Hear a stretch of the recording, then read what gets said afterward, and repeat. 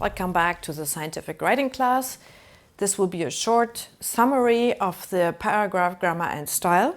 So I will go through some of the important things that I collected during the lectures and working with students. First of all, passive voice.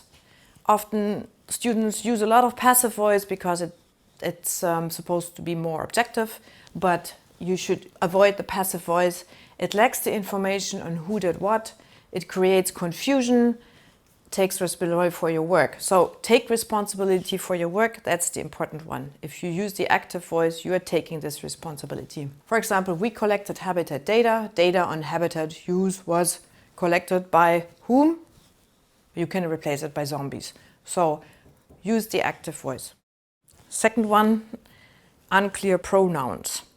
These are the words like this and it and so on that you use in your sentences, but often it's not clear what it refers to and it causes confusion. I showed you examples before in the lectures and it is easy to be specific about it. Add to this assumption is, and so on, to make it more specific. Never start a paragraph with a pronoun and word search for unclear pronouns. Actually, most programs now offer to you to do this pronoun check and they will mark it in your text and then you have to change it. Okay, the third one about the paragraph grammar and style issues that I now have collected over the years is about terminology. So do not use multiple words to refer to the same concept, because readers will assume that different words differ in meaning. Do not be imprecise for the fear of being repetitive. And I give you an example here from the wordings that have been used for the same thing: land use change, land cover change, land system change. They all mean the same thing. Be consistent. Just make one out of it. Nice animation here also about we are slowly being cooked in a pot, we are boiled in a pot.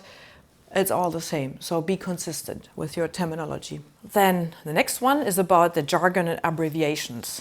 You should use simple language, and anytime you have to introduce a new term, make sure you define it. This is a very bad kind of example, because once you read this example about the mutant SF3B1, you see that there's lots of abbreviations in here, and basically the wording is very difficult. You don't understand the sentence, but you could change it and simplify it. So use simple language and explain what you're doing. And another thing is, don't use it in the abstract. Avoid the abbreviations in the abstract. Next one is about what and who.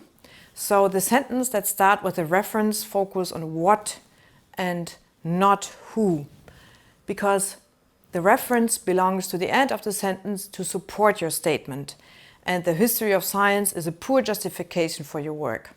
Here's an example of two sentences again. So here in the beginning, the person is stated in the beginning, and here it's moved to the back. So this is the correct stating of the content, and it's what, it's not who. So there's just 3 simple rules that already can do a lot to your writing. These are the following: put the subject first, choose action verbs, and eliminate the wordiness. With those 3 rules, you can already do a lot. And last, for this summary, I would like to present you with some rules that already the famous George Orwell wrote down. These are rules for good writing. You can see the link here. And these rules are the following: never use a metaphor or other figure or speech which you are using to seeing in print. Second, never use a long word where a short one will do. Third, if it's possible to cut a word out, always cut it out.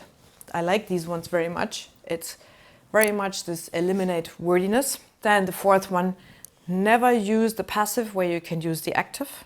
The fifth one, never use a foreign phrase, a scientific word or a jargon word if you can make it an everyday English equivalent, so simplify it. And the last one, break any of these rules sooner than say anything outright barbarous. So these are the words of wisdoms by George Orwell, and you can find them here in more detail.